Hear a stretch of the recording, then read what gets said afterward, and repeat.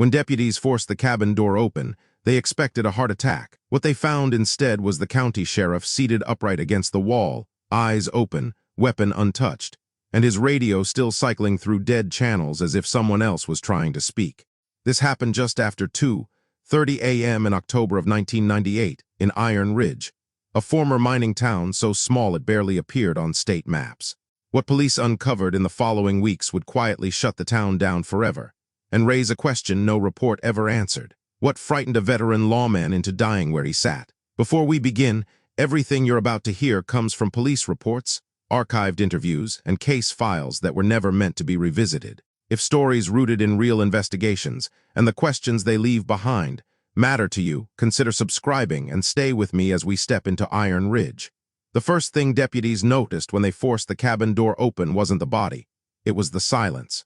Not the calm kind, but the heavy electrical stillness that makes your ears ring when a storm is coming. The call had come in just after 2:30 a.m. on October 11, 1998, logged as a routine welfare check in Iron Ridge, a former mining town tucked deep into the Rocky Mountain corridor, so remote that response times were measured in hours, not minutes. The caller never gave a name. Dispatch records show only 6 words before the line went dead. He's not answering anymore. Inside the cabin, Sheriff Daniel Rowe was seated upright against the far wall, his back straight, his boots flat on the floor, as if he'd simply sat down to rest and never stood back up. His service weapon remained holstered. There were no signs of struggle, no forced entry, no blood. But his eyes were open, fixed on the far corner of the room, and the radio on the kitchen counter kept cycling through static, clicking on and off by itself, stopping briefly on fragments of sound that didn't register as any known station. The coroner would later rule the death as sudden cardiac arrest, yet even he noted in the report that rigor had set in unevenly, and that Rowe's facial muscles showed tension inconsistent with a peaceful collapse. Iron Ridge deputies had seen death before: mining accidents, exposure cases, the occasional hunting mishap. But none of them could explain why a man with 23 years in law enforcement looked, in his final moment, like he was listening to something only he could hear. Iron Ridge itself had always been a place that resisted explanation. Founded in 1907 after the discovery of a shallow iron vein, it boomed briefly, then declined just as quickly when the ore proved unstable and difficult to extract. By the late 1990s, fewer than 50 residents remained, most of them older, most of them connected by family or obligation rather than opportunity. State inspection reports described failing infrastructure, collapsing access roads, and abandoned mineshafts sealed with little more than rusted warning signs. What the reports didn't mention were the unofficial complaints, calls that never made it into formal logs, radio interference that spiked only within town limits, livestock found dead with no visible injuries but elevated iron levels in the blood, residents claiming to hear a low, metallic hum at night, strongest near the old mining trail, always stopping just before something went wrong. Sheriff Rowe dismissed those stories publicly, telling reporters Iron Ridge was just a dying town looking for meaning in its decline. Privately, though, his patrol logs told a different story. In the weeks before his death, Rowe made repeated late-night drives to the same stretch of road near Site C, an abandoned mineshaft sealed after a fatal collapse in 1934. GPS data recovered from his vehicle showed he often parked there for long periods with the engine off, sometimes for over an hour without calling it in. In his handwritten notes, never intended for evidence, Rowe wrote about symbols carved into tree bark, shallow at first, then deeper each time he returned, always appearing after reports of the hum. He noted dates repeating themselves across decades, accidents clustering around the same weeks, the same weather conditions, the same moon phase. One line appeared more than once, written darker, as if pressed harder into the paper: Omen before loss. When investigators reviewed the scene of his death, they found no sign that Rowe had been planning to leave town, no suicide note, no unfinished business. But they did find a folded map in his jacket pocket, marked with red circles around locations tied to previous unexplained deaths, each one connected by a narrow corridor leading back to Iron Ridge. The official investigation into his death closed in less than 3 weeks. The town council, citing safety concerns and declining population, quietly requested state assistance for relocation. Files were boxed, evidence lockers sealed, and Iron Ridge was placed on a list of municipalities slated for decommission. Yet among the deputies who responded that night, one question never stopped circulating, spoken only in low voices and never written down. If Sheriff Rowe had finally understood what Iron Ridge was trying to show him, Why did it wait until he was alone to finish the conversation? If Sheriff Rowe had finally understood what Iron Ridge was trying to show him, the evidence suggested it hadn't started with him. As investigators boxed up his belongings and cataloged the scene, they began cross-referencing the locations marked on his map with older incident reports, some dating back more than 40 years. What emerged wasn't a single tragedy, but a slow rhythm of loss, death spaced far enough apart to feel random, yet close enough in detail to unsettle anyone looking too closely. The earliest case tied to Iron Ridge appeared in 1959, when a miner named Harold Keene was found crushed beneath a support beam in Shaft C, the same site Rowe had visited repeatedly before his death. The official ruling cited structural failure caused by corrosion, but photographs from the scene showed something strange. The beam hadn't snapped downward as expected. It had been forced sideways, leaving parallel scrape marks embedded with iron dust so fine it resembled ash. No explanation was ever offered, and the mine was sealed shortly after. Over the next decades, similar deaths followed, each accompanied by circumstances that technically made sense but never fully aligned. In 1972, a schoolteacher named Ellen Morris drove off a straight, well-maintained road less than a mile from her home. There were no skid marks, no mechanical failures, and weather conditions were clear, yet witnesses reported hearing a low vibrating sound just before the crash, like metal resonating underground. In 1981, a hunter disappeared after telling his brother he'd heard something breathing through the mountain. His body was found weeks later near the old trail, positioned face down, hands pressed into the soil, nails torn back as if he'd tried to anchor himself to the earth. When Rowe's map was compared against these cases, a pattern surfaced that no one had noticed before. Every death occurred within days of reports involving the hum. The sound itself was never recorded officially until 1996, when a maintenance worker named Luis Ortega left a cassette recorder running overnight near Site C as a joke. What the tape captured wasn't a voice or machinery, but a sustained vibration at a frequency too low for human speech, pulsing in irregular intervals, rising and falling as if responding to something. Audio analysts later confirmed it didn't match known geological activity, industrial interference, or radio bleed. Yet the tape vanished from evidence storage less than a year later, its chain of custody ending without explanation. Witness interviews conducted after Rowe's death revealed a community that had quietly adapted to these disturbances rather than confront them. Residents described learning which nights to stay indoors, which roads to avoid after dark, which dreams to ignore when they felt too vivid to dismiss. One woman recalled waking to find iron filings scattered across her windowsill, forming shapes she didn't recognize but felt compelled to wipe away before sunrise. Another admitted she stopped reporting incidents altogether after being told more than once that Iron Ridge was a place people imagine things because there's nothing else to do. Yet even as the town tried to normalize what was happening, something seemed to escalate. In August of 1998, 2 months before Rowe's death, 17-year-old Evan Miller went missing while hiking the mining trail with friends. His disappearance triggered the largest search operation Iron Ridge had seen in years.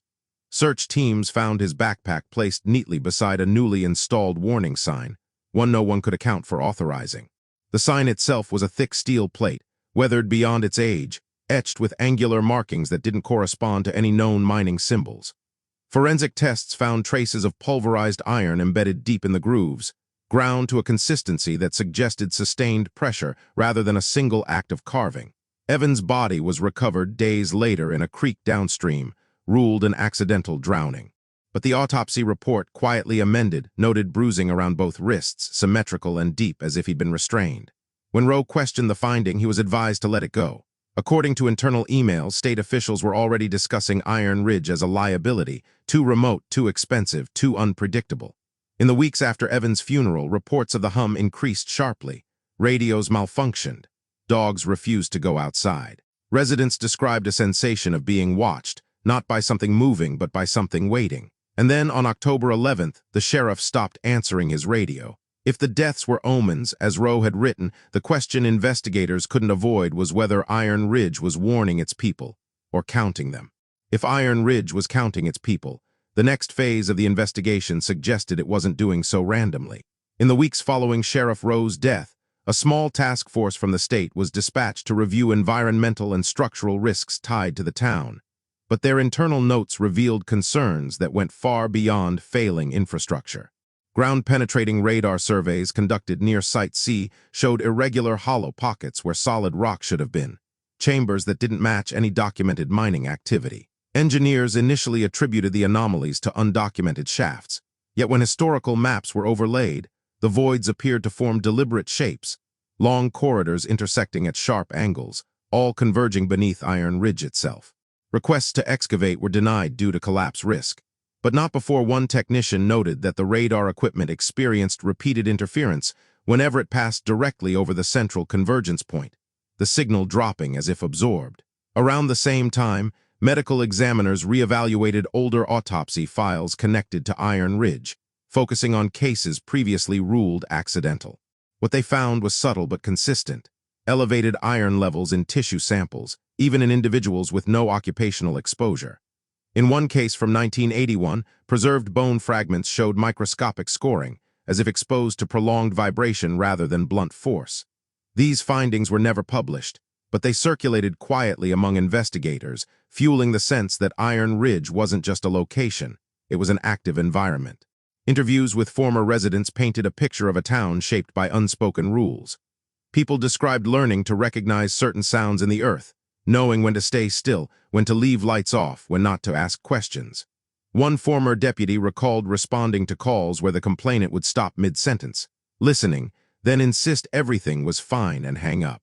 Another remembered a night patrol when his cruiser stalled near Site C, the engine dying without warning, radio filled with a low hum that made his chest vibrate until the sound abruptly cut out, and the vehicle restarted on its own. He never filed the report. Perhaps the most unsettling testimony came from Roe's widow, who agreed to a recorded interview months after the case was closed. She described her husband becoming increasingly withdrawn in the final year, waking in the middle of the night to jot down notes he refused to explain. She recalled him standing on the porch for long stretches, listening to something she couldn't hear, his hand unconsciously pressing against his chest as if steadying his heartbeat. On the night he died, she said, he received a call that never showed up on the phone bill. He told her only that "it's early this time," before grabbing his jacket and leaving the house. Investigators traced the call through available records and found nothing. No incoming number, no routing error, no technical explanation. As state officials prepared Iron Ridge for decommission, demolition crews were brought in to seal remaining structures and reinforce old shafts. One crew refused to continue work after discovering fresh markings inside the sealed entrance of Site C, symbols carved into reinforced concrete poured less than 20 years earlier. Photographs taken at the scene show grooves cut deep enough to expose rebar, edges worn smooth as if touched repeatedly. When asked who could have accessed the site, supervisors cited trespassers, though no footprints were found in the surrounding dust. Shortly after, the crew's equipment malfunctioned simultaneously, generators shutting down, lights flickering before everything returned to normal without explanation. The incident was logged as an electrical fault. By late 2003, Iron Ridge was officially uninhabited. Roads were blocked, signage removed, and the town faded from public awareness. But reports didn't stop. Hikers passing through restricted areas claimed to hear a metallic vibration underfoot, strongest at dusk. Amateur radio operators documented unexplained interference matching the frequency range described in Ortega's lost tape. One recording, captured miles away, ended abruptly with a sound resembling breath drawn through a steel pipe. State authorities dismissed these accounts as coincidence, but among those who had studied the case, a more troubling possibility lingered. If Iron Ridge had been sealed to contain whatever was beneath it, was abandonment enough? Or had the town simply been left alone, waiting for the next voice willing to listen? If Iron Ridge had been left alone rather than silenced, the years that followed suggested the separation was never complete. Long after the town was removed from maps and road access restricted, state agencies continued to receive reports that were quietly forwarded, quietly archived, and quietly ignored. Forest Service logs from the mid-2000s document repeated sensor malfunctions along the old perimeter, motion detectors tripped by nothing visible, seismic monitors registering faint rhythmic vibrations, too shallow to be tectonic and too consistent to dismiss as equipment error. One ranger wrote that the readings felt intentional, a word later struck from the report. In 2007, a wildfire burned within a mile of Iron Ridge, but stalled inexplicably at the town's edge, flames dying out as if starved of fuel that was visibly present. Fire crews described an oppressive pressure in the air, radios failing only within sight of the abandoned structures, and a sound beneath the ground like a distant engine idling. None of it made the final incident summary. Around the same time, a graduate research team studying abandoned mining towns requested access to Iron Ridge for a short survey. Approval was granted under strict conditions, but the team withdrew after a single night. In a statement later given to their university, one researcher described waking to a vibration strong enough to rattle teeth, accompanied by the sensation of being observed from below the floorboards. Another claimed their recording equipment picked up repeating pulses that synchronized with their heart rate, accelerating when they moved closer to Site C. The data was never published. The hard drives reportedly corrupted beyond recovery. Locals from neighboring towns began sharing stories of Iron Ridge re-entering their lives in subtle ways. Dreams of walking roads they'd never traveled, waking with iron dust on their hands, car radios switching on near the old turnoff even when disconnected. One man reported receiving a voicemail consisting only of low static and a faint rhythmic knocking, time-stamped from a decommissioned cell tower that once served Iron Ridge. When investigators traced the signal path, it led nowhere physical, bouncing between inactive nodes before terminating. Despite official denials, internal correspondence reveals growing concern that whatever phenomena surrounded Iron Ridge had not been confined to geography. Notes circulated questioning whether long-term exposure had lingering effects on residents who'd left, whether the pattern of accidents following former townspeople in other counties was coincidence or continuation. One memo referenced 3 unrelated deaths occurring on the same calendar date as past Iron Ridge incidents, all involving individuals with prior residency, all ruled accidental. No task force was ever formed to pursue the link. Perhaps the most disturbing development came in 2012, when maintenance crews clearing storm damage near the restricted zone discovered fresh tire tracks leading toward the town. The tracks stopped abruptly at the edge of Site C, with no sign of turning or retreat. Nearby, a portable radio was found half buried in soil, still powered on despite a dead battery compartment. Audio recovered from the device captured several hours of ambient sound before cutting to silence. In the final minutes, analysts identified a low-frequency vibration consistent with earlier reports, followed by a single, faint human voice saying a name that matched no missing persons report on record. The case was sealed under infrastructure safety protocols. By then, Iron Ridge had become something more than a location. It was a recurrence, a pattern reasserting itself whenever conditions allowed. Investigators who once believed abandonment was an end began to question whether it was merely a pause. If the town had learned to survive by listening, by taking, by waiting, then distance alone might never have been enough. And if Iron Ridge was still responding to those who wandered too close, the unanswered question remained whether it was calling out, or answering something that had never truly gone away. If Iron Ridge was answering something that had never truly gone away, the final pieces of the case suggested it had always been listening. In 2016, nearly 2 decades after Sheriff Rowe's death, a routine audit of archived county records uncovered a box mislabeled under zoning permits. Inside were partial transcripts of interviews conducted in 1934, the year Site C collapsed, and the mine was permanently sealed. The interviews had never been referenced in any official report. They detailed statements from survivors who described not an explosion or cave-in, but a sudden shift underground, metal screaming under pressure, walls vibrating, and a sound like synchronized breathing echoing through the shaft. One miner claimed the supports bent sideways before snapping, pulled toward an unseen void. Another said the vibration felt deliberate, stopping only after several men were trapped. These accounts were dismissed at the time as trauma-induced confusion, yet the language mirrored descriptions given by witnesses decades later, long before any connection was made. The audit also revealed a series of engineering sketches marked unapproved, depicting reinforcement plans that were never implemented. The sketches showed chambers beneath Iron Ridge that did not align with mining needs, drawn with precision that suggested design rather than collapse. When modern engineers reviewed the drawings, they noted the structures would have amplified vibration, not contained it.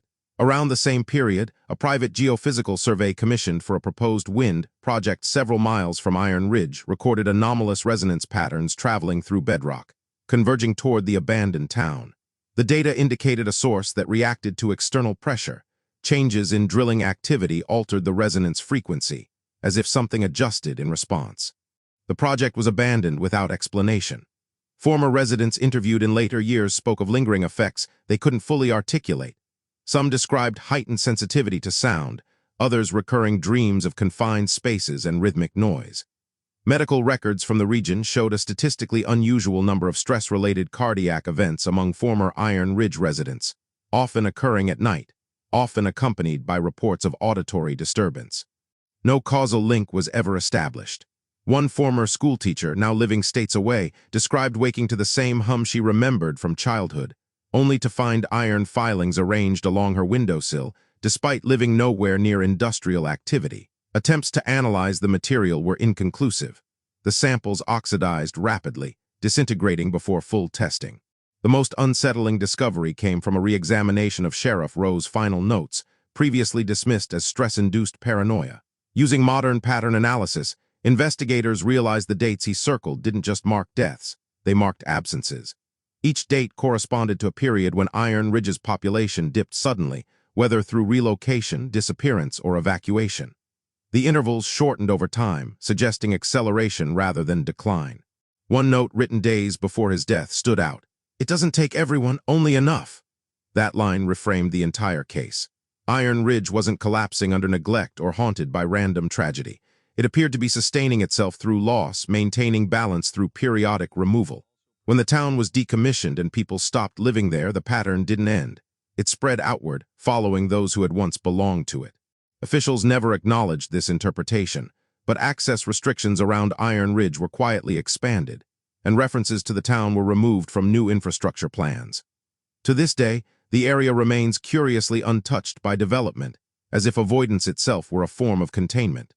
Yet if Iron Ridge required attention, proximity, or memory to continue its cycle, then sealing it off may have achieved the opposite effect. The town faded, but the resonance persisted, carried by those who left, embedded in records that refused to stay buried. And if the pattern was still active, still adaptive, the final question no one was willing to ask was whether Iron Ridge was ever a place at all, or merely the surface expression of something that had learned how to endure. If Iron Ridge was never truly a place, but a surface expression of something that had learned how to endure, then its disappearance may have been the final confirmation rather than the conclusion.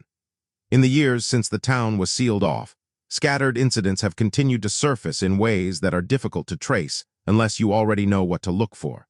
A sheriff's department in another state logged a late-night call from an abandoned farmhouse reporting a low-frequency vibration beneath the floorboards, the caller describing it as metal breathing. The responding officer later suffered a fatal cardiac event, his report unfinished, his body found seated upright, eyes open, posture eerily similar to Sheriff Rowe's.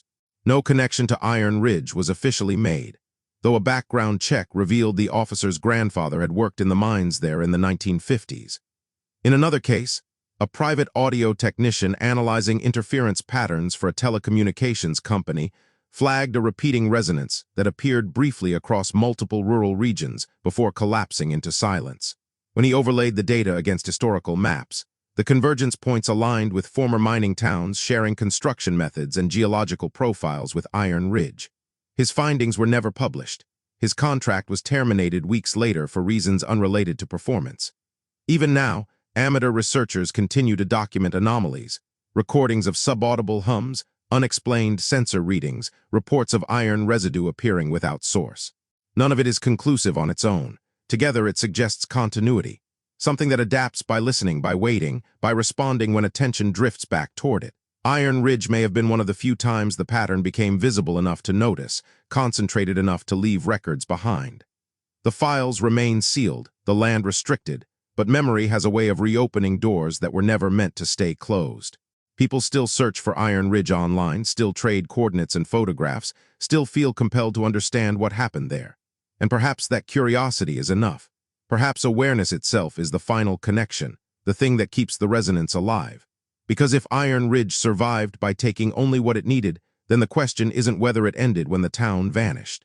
The question is whether it learned something from being watched. And if so, whether the next place it settles will even recognize the warning signs before the hum begins again. If this story stayed with you, if you found yourself listening a little closer to the quiet around you, consider following same scary stories for more documented cases where the line between investigation and the unexplained starts to blur. And ask yourself one final thing. If the place could remember you, would you know when it decided not to let go?